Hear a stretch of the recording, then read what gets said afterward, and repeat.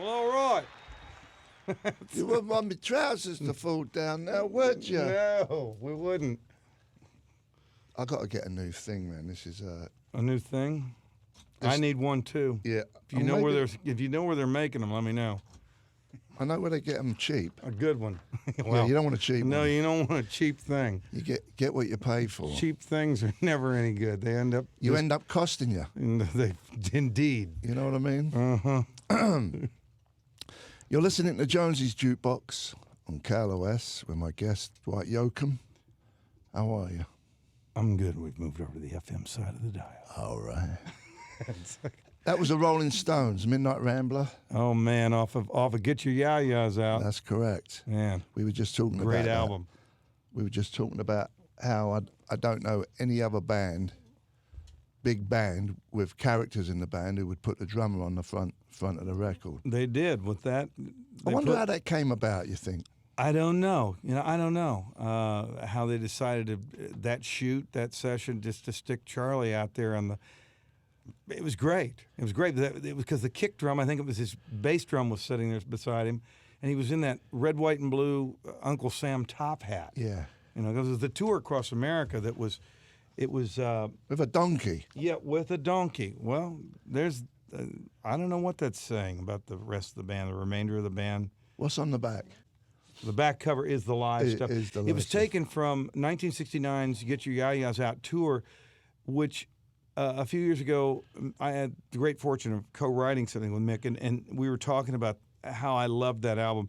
And he said that was the first ever totally arena tour that any band had undertaken. Prior to that, they would be on package shows or, even when the Beatles went out and did stadiums, of course, by the time 66, he said, but nobody had ever done North America, East Coast to West Coast, top to bottom, in nothing but basketball arenas, and that was the first one. And of course, it was supposed to end in Golden Gate Park and tragically ended, which became the movie Give Me Shelter at Altamont with the mess that became.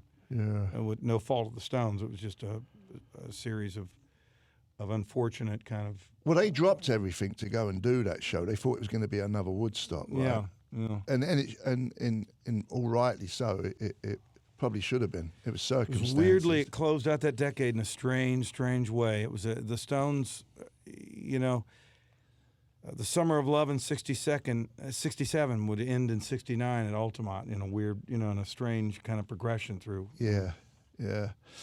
Another thing I've just noticed about the cover, that Charlie's wearing a Knockers t-shirt, like the one that I wore on the Bill Grundy show. How bizarre! I've just realised that. Yeah. I remember having this album and staring at it. Yeah, no. That was what was fascinating to me because it was so visceral, that album, because it sonically and visually, when you open it, the sleeve and everything, because it's all those live shots and you're feeling and you hear that. It's one of the best live concert albums ever done. Is Get Your Ya-Ya's Out. Yeah, and like I was saying, you hear the feedback, you hear all of it mixed screeching through and going, well, all right. He just barrels. Charlie's good tonight, isn't he? And that honky-tonk moment starts. It's like, oh, man. But I don't think there's too many overdubs which became popular with live albums later in the 70s. No, I think they just used different nights in different cities, and they just picked from that. And anyway. I'd like to know where that road is. Where they shot that photo, yeah. Yeah. Somewhere, it looks like in the middle of Nebraska or Kansas or something.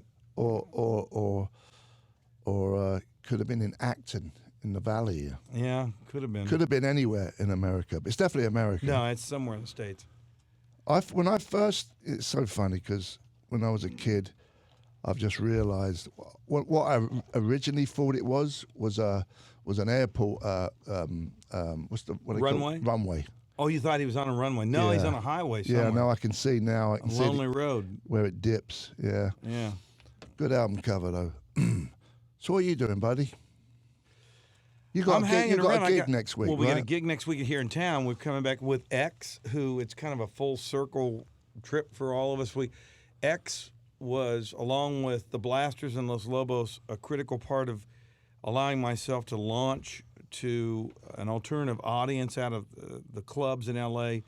back in the early 80s when the cowpunk scene kind of took hold. And X had an alter ego band called The Knitters, which was their kind of tip of the hat to the Weavers. But Exene and John Doe had allowed me to do shows with them back then. And a couple of years ago, we did a show over in Century City, and I think almost 7,000 people showed up. And we said, we should do this because it was fun. This was fun to do this bill. And we did another thing in North Carolina and haven't had a chance to do anything since.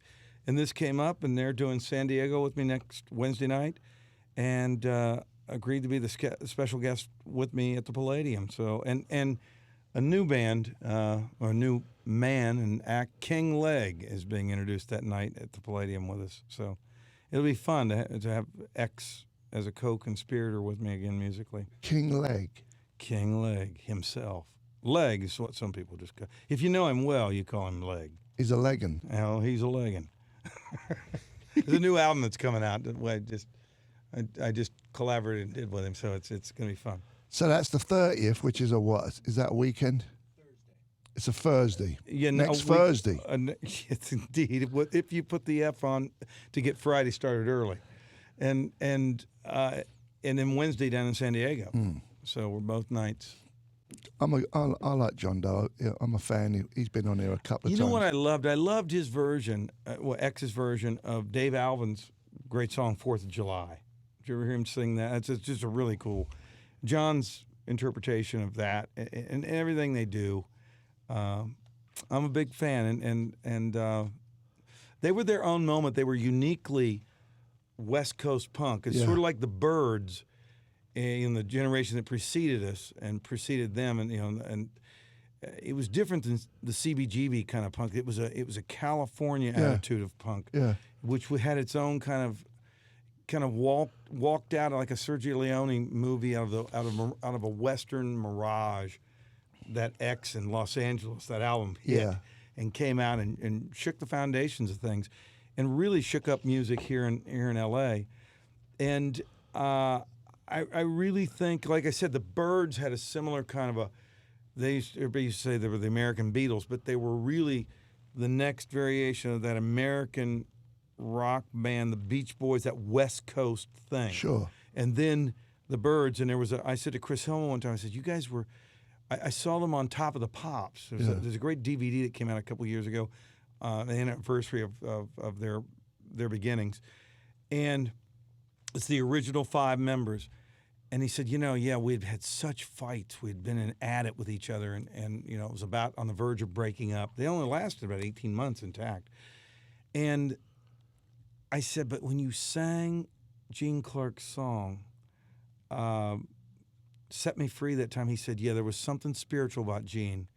And he released, if you watch this performance on that, it's probably on YouTube, they're all like angels doing it. And I said, you all seem nonplussed, too. Because he said, well, you got to understand, we were on the Sunset Strip.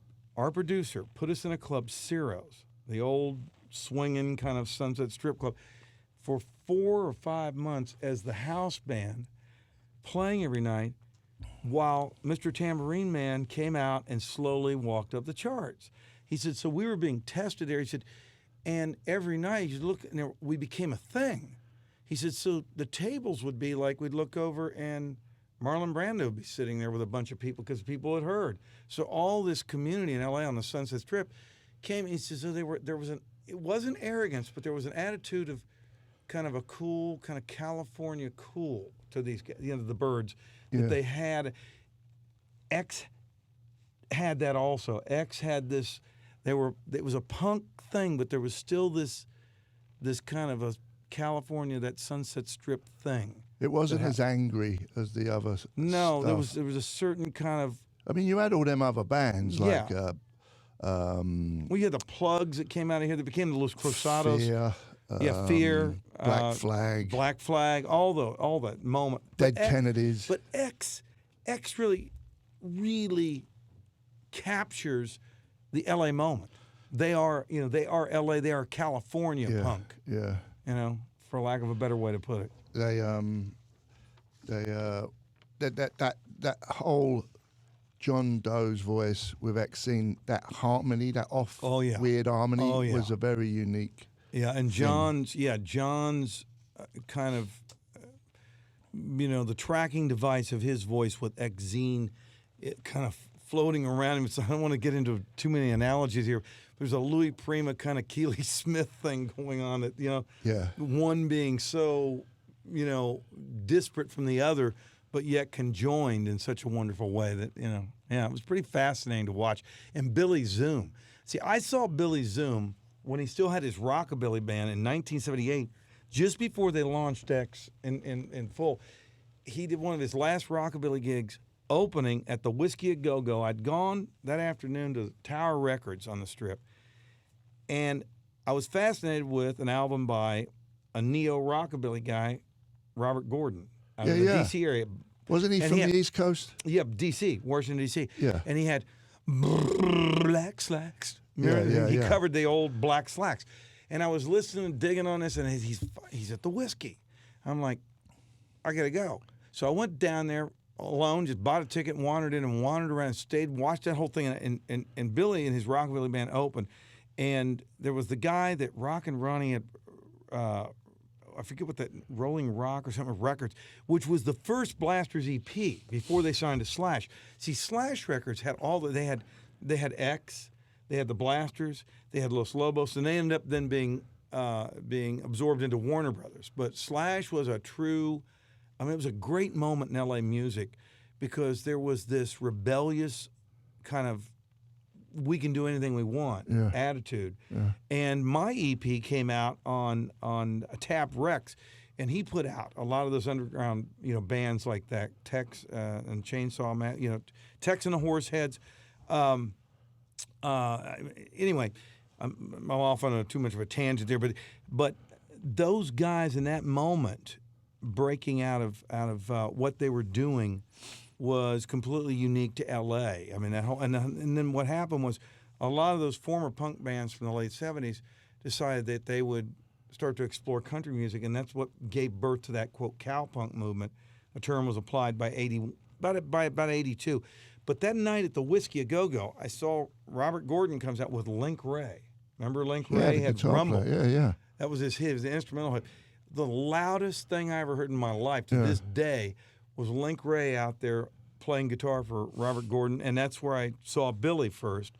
He had that Metal Flake Gretsch, the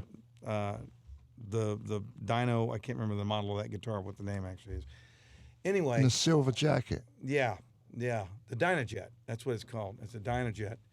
Yeah, that was. I mean that. So anyway, it was this full circle show for an Alpha and Omega moment for us. Like I said, it led into that moment that I was able to come out of the clubs. I was playing hillbilly clubs out in the valley, and my lead guitar player and I, Pete Anderson, we'd started to collaborate in '82, and then by '83, we're working on making the EP. I said, I think we can go play some of these rock clubs. There's a movement. Yeah. And he said, yeah, book it then. I said, yeah, let's go over there. So we went in with this Bill Monroe stuff, and I mean doing hard country on those bills, And what was the audience like? Was that punks? It was a complete mix. On the LA side, at the Club Lingerie, or we'd play Madame Wong's on the west, or we'd play Hong Kong Cafe downtown, in Chinatown. Yeah. And Club Wong's. 88, Madame Wong's, and Esther Wong and her husband ran up. Anyway, booking those gigs was interesting always, and we began to play with all those bands, and those audiences just listened. There was a reckless abandon to early country music and bluegrass music. For my money, you go back to the 30s and into the 40s, and on up through Jimmy Martin and his the Sunny Mountain Boys. That really was early punk in a way, because they had a punk attitude. Bluegrass bands were aggressive and frightening to audiences in the cities, because then these people come out of the hills, stomping and hollering. It's like it's Scott, Irish, Welsh, Gaelic hollering music. It's like, and so that's what gave Bill Monroe took that out of Kentucky. The term bluegrass came from, he hailed from the bluegrass state, and by the middle 30s he had kind of solidified that sound with his band. He had a band that he was in with his brothers, and prior to that, the Carter family, with A.P. Carter and Mother Maybelle and the sisters.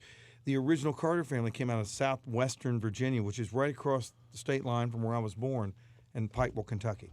So all that was there in me, and there was a whole kind of there's a legacy in California, which is why Dave Alvin and his brother Phil and the Blasters, John Doe, who wasn't a native California, but those of us that came here, it was like generations removed, but not in a sense memory way from the Dust Bowl migrations and that Tom Joad kind of stuck in the craw kind of attitude. And so that was there. It's always been there in LA. Have you always lived in LA? No. I was born in Kentucky, raised in Ohio. We moved to Ohio when I was across the river, but I dropped out of college at 20 and came to California. And I used to say, but I grew up in California. Yeah. And I left, came here alone. That's kind of where you make your stand. And I was 20 when I got here. Did you ever play that place out on Vineland, right out in the valley? Sure, Camino? Palomino. Palominos, yeah. Oh, I played. That's where Dave Alvin saw me first. And that's where he agreed, because Bill Bentley, who was a writer for the LA Weekly, had written a story about me in it, and about the EP.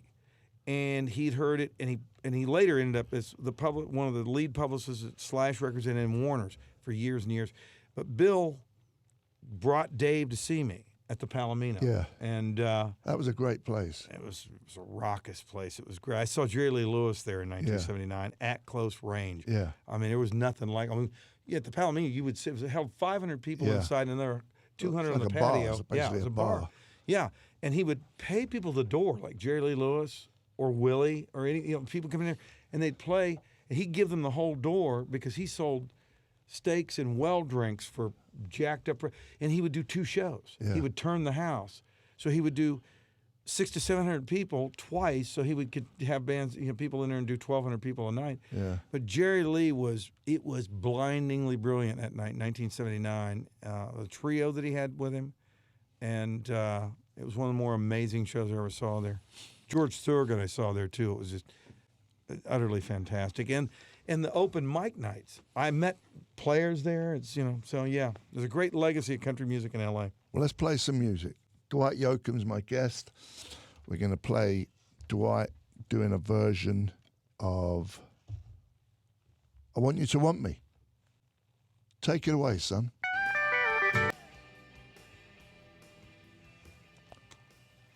You're listening to Jonesy's Jukebox on KLOS with my guest, Dwight Yoakam.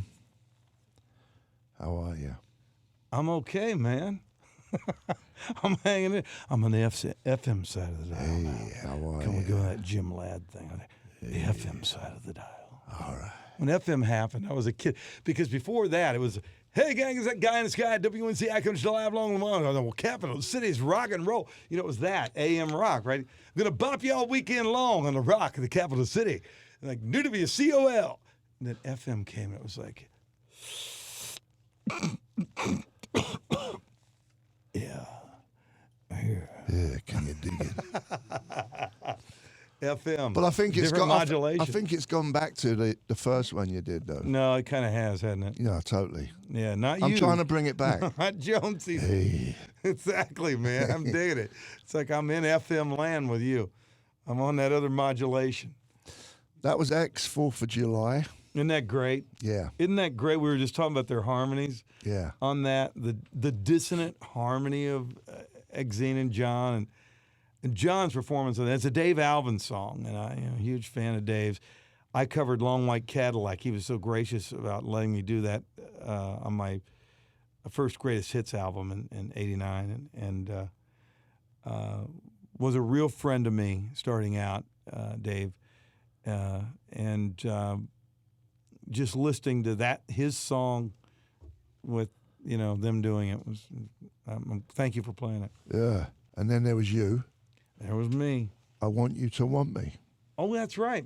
Preceding. Yeah. Yeah, the old Cheap Trick. They wrote that song, right? Cheap Trick? Yeah. And it was just kind of a hip pocket idea that I'd had for years. I said to my then producer, I said, I've always thought that Want You to Want Me could translate to kind of a hillbilly thing. And I said to Gary Morris, who does the pedal steel opening on that, I said, think about Crosby, Stills and Nash, Teach Your Children Well. I said, that's one of the great steel openings ever. And it's Jerry Garcia. And see, Jerry wasn't really a pedal steel player. And so technically, he wasn't especially good. Yeah. But because he didn't overplay, he was great. And I said, that opening is so sublime. I mean, you go back to that Crosby, Stills, Nash track. And it's similar to something that the Byrds did with You Ain't Going Nowhere, the Bob Dylan cover that they did a few years before. But there's a sublime element to that I said, let's pay homage to that. And that's kind of what he did with To Kick Want You to Want Me. We kick-started it that way, kind of winking at that record. Who's your favorite country artist? Wow. It depends on the moment and the day. I mean... Who's your top 4 then? Maybe there's 5 I can give you. Carter Family. That's really old. Yeah, but their stuff, Keep on the Sunny Side, Wildwood Flower, those things, because that's where it came from. Blue Ridge, right? Yeah, very, very, well, Appalachia. Yeah. Further over, they were over in the southwestern corner of Virginia. Yeah. Old Virginia, where it meets Kentucky, Pike County, where I was born. And then the Stanley Brothers came out of there also. Carter and Ralph, who I talked about. There's another reimagined track that I had in my hip pocket for years after listening to it when the Clash originally did it, Train in Vain. And he came and cut it with me years later. But my top 5, I guess, would be Jimmy Rogers, because that's the first example where you've got someone transcending the cultural boundaries. And he went, took country music, rural American music to the cities and played it for those folks. Hank Sr., because each of these people, that form of music was different the day after their first record happened than it was the day before. Hank Sr. and Luke the Drifter. I was just talking the other day with Seymour Stein about, and he was singing verbatim every lyric. He's such a brilliant mind musically. As a curator of music, with Sire Records and everything he's done over the years. But he was talking about Luke the Drifter as opposed to the Hank, the alter ego to Hank Williams, because some of the music that Hank would write, his label at the time, MGM, those guys at Peer Music and Acuff, was he Acuff Rose? Yeah, this was with Wesley Rose. Acuff Rose, they thought was too dark for his audience, too depressing. A Picture from Life's Other Side was what Seymour was singing back to me the other day, and I was like, wow. That's, Hank, Johnny Cash, again, music changes the day after he arrives on the radio. Yeah. The form, the genre. Buck and Merle, Buck Owens and Merle Haggard, that's that West Coast moment. Yeah. And then Willie Nelson shifts the gears again.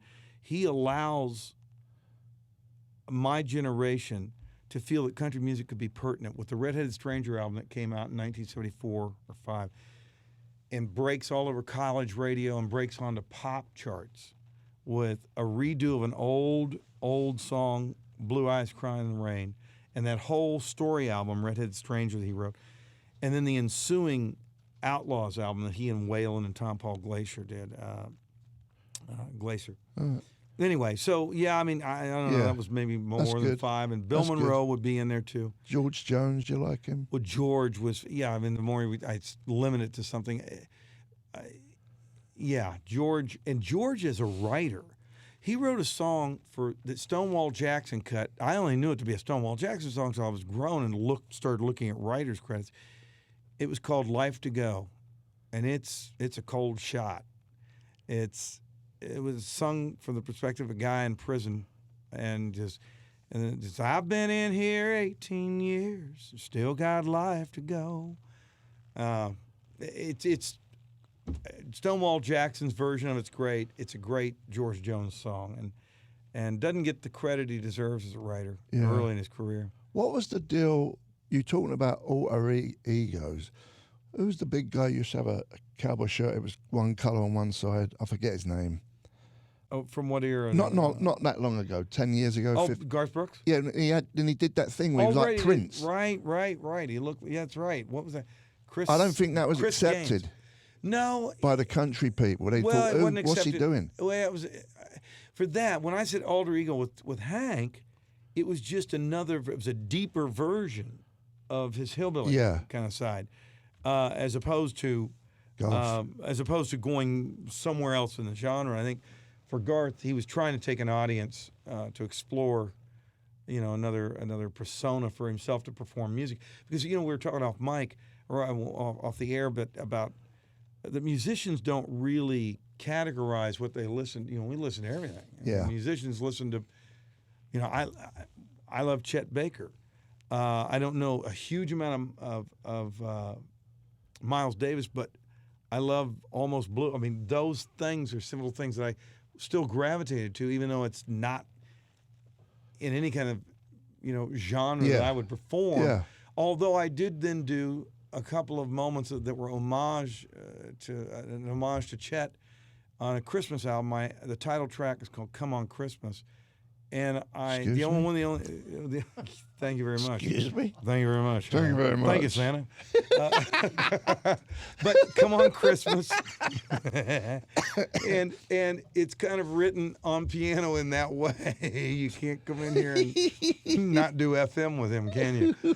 Anyway, but and then I later covered the old Danny O'Keefe song, "Good Time Charlie's Got the Blues," and I reinterpreted that with Chet Baker kind of channeling. I mean, Chet Baker was a great trumpet player for people that aren't familiar in the 50s, who looked like James Dean. Yeah, handsome as all. Yeah. Sadly ravaged by the end of his life through addictions that cost him his life ultimately, probably in Amsterdam, in a really tragic way. But one of the unique jazz trumpet player. He played with no vibrato. And then there's a great album, Chet Baker Sings, where he does My Funny Valentine. I was just infatuated with that. Listening to that album in the late 80s, I started to discover, his singing style. Yeah. And he sang with he sang like he played trumpet. My Funny Valentine. No vibrato. Little sentimental. And I thought, and the choice of notes and melody.